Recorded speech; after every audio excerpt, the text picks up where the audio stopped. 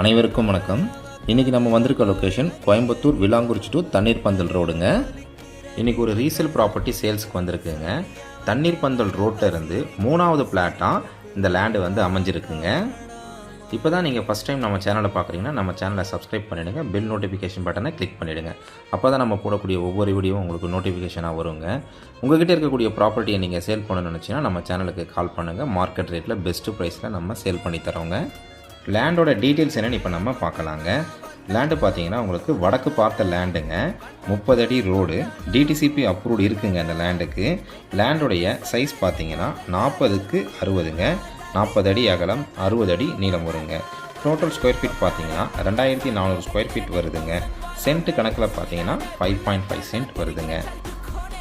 இந்த லேண்டுக்கு ஓனர் கேட்கக்கூடிய ப்ரைஸ் பார்த்தீங்கன்னா ஒரு சென்ட்டுக்கு 32 லட்ச ரூபா கேட்குறாங்க. விலை அனுசரித்து தரப்படும்னு சொல்லி